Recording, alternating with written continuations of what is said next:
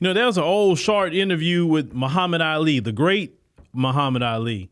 And, if you fast forward to 2025, everybody having this segregation conversation. But Muhammad Ali is going to say something that's, really something that we need to touch on. Let's go ahead and check that out. The whole world belongs to black people. Don't you believe that the black and white can live side by side in harmony? If I said yes, that don't make it right because they can't. I was in Milwaukee just meddling the other day. Didn't nobody see me. And I saw white people, white babies, white girls, and they just was jeering and they hate and they just evil as they can be, coming to kill and shoot and throw bricks at Negroes. You're talking and this is as a whole. But you're talking in particulars when you must talk in general. Why is it your whole conversation now is to keep Negroes with you? Why you don't want us to leave you? Well, because in my estimation, Negro people are every bit as good as white people. As good as white people. They're all the same. They're all God's people. We're not saying we're not all God's people, because if whites was God's people, they wouldn't treat us like they do. Now, the one part where he said that why you don't want us to leave you. You understand? Now, let's fast forward to 2025. If you look at a lot of them videos on TikTok, they talking about segregation, right? And you seeing a lot of black people like, man, bring it back. Shoot, I'm cool. Like I said, we tried the integration thing.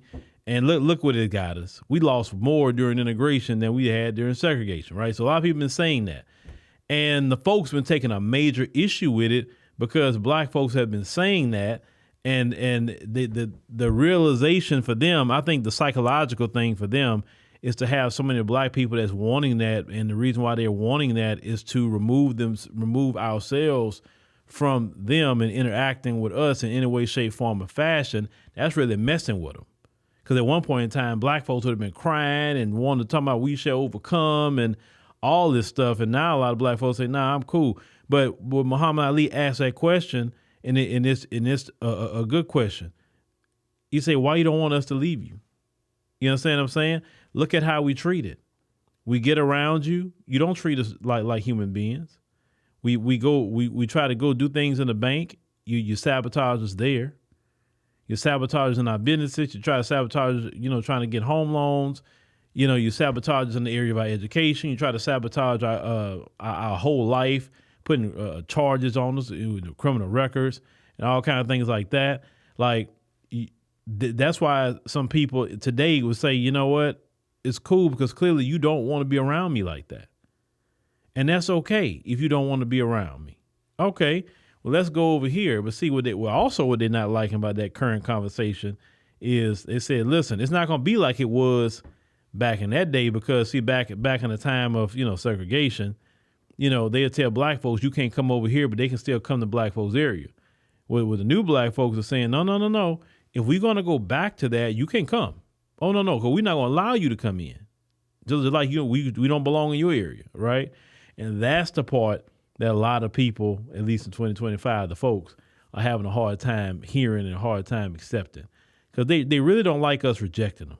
They feel like they should have unrestricted access to black people, our culture, our food, our any kind of organizations we have, any kind of traditions, dance, whatever we want to do.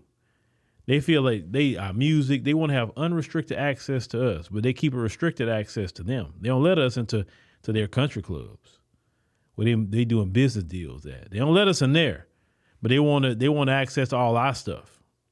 And the only way, to be honest with you, that you can have respect as a community is to create exclusivity and to gatekeep. And that's what they do. They create exclusivity and gatekeep. Because you can't sit up here and give everybody everything and then wonder why you're not getting ahead. You got to hold some things at the hip. You can't open your mouth and say everything, right? So for black folks to say that, they're like, oh, no. What's going on with these black people? But I keep telling the folks, this is a new breed of black. This is not what you used to. We ain't used to this. Because black folks have seen what works and what don't work. And listen, it don't take nobody, even somebody immigrate to this country and be here a year or two, they can see like, oh man, well, this is interesting, especially if they don't even know nothing about that dynamic. So yeah, the folks don't want us. The folks do not want us away from them. I'm telling you, because if they really wanted that, they could have did that after slavery. They could have sent us all back to Africa if they wanted to. We had no rights, But yeah, they didn't do it.